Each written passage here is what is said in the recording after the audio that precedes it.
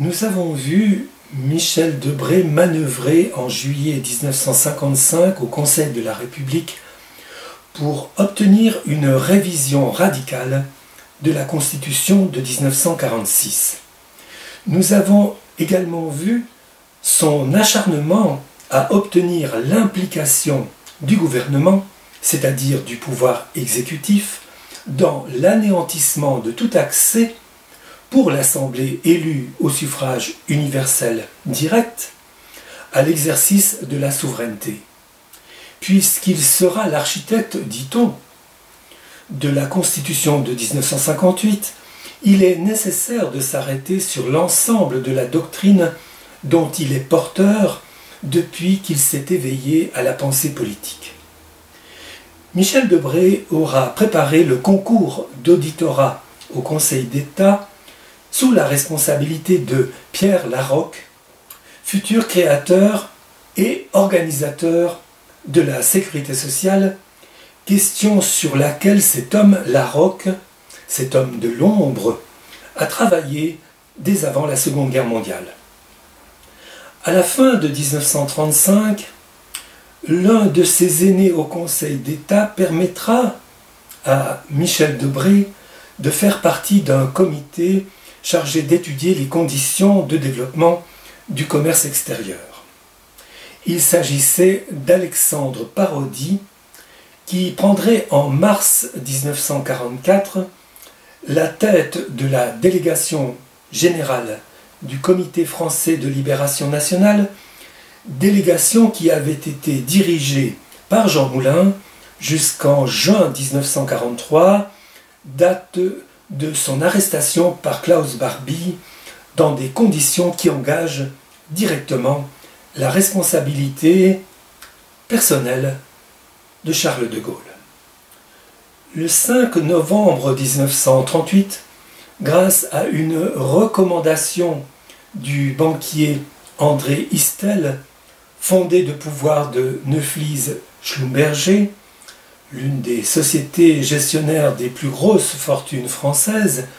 Michel Debré rejoint le cabinet ministériel de Paul Reynaud, ministre des Finances, et personnage autour duquel ne cesse de vibrionner, depuis quelques années, un certain colonel Charles de Gaulle.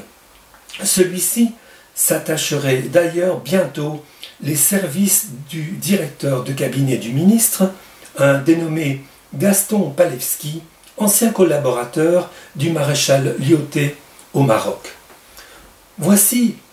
l'ombre véritable de Charles de Gaulle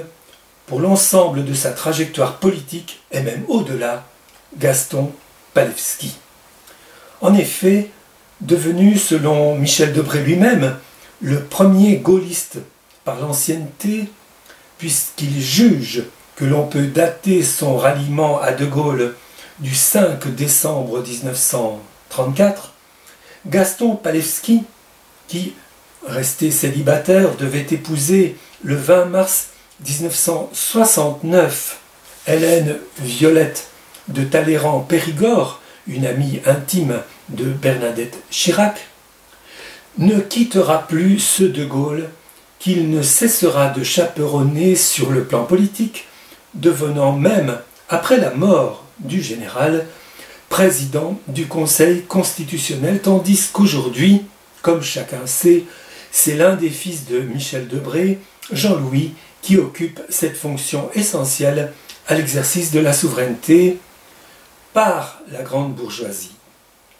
Or, par-delà Gaston Palevski, c'est tout ce que la France bourgeoise compte de grosses fortunes, souvent d'origine très ancienne, qui se trouve plus ou moins rassemblées et qui pourra faire valoir, le moment venu, son appui à la mise en place d'une constitution dont les différents spécialistes du droit constitutionnel ont travaillé à élaborer, pour elle, le canevas depuis les années 1900. C'est en présence de ce début de conglomérat bourgeois inscrit dans le long terme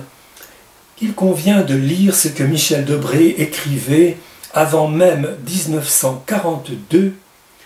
de façon à pouvoir mettre en cause radicalement les fondements du suffrage universel. Je cite Michel Debré.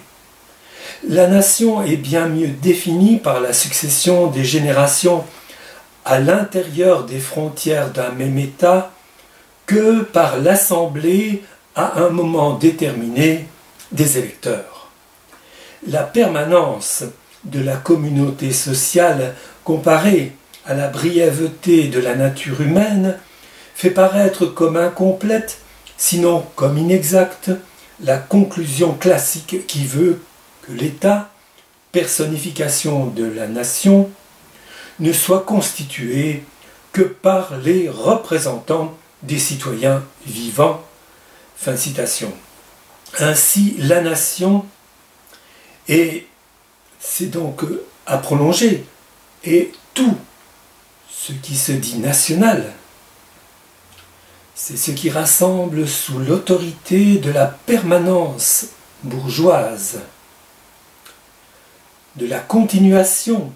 des diverses dynasties bourgeoises, en tant qu'elles sont propriétaires des moyens de production et d'échange,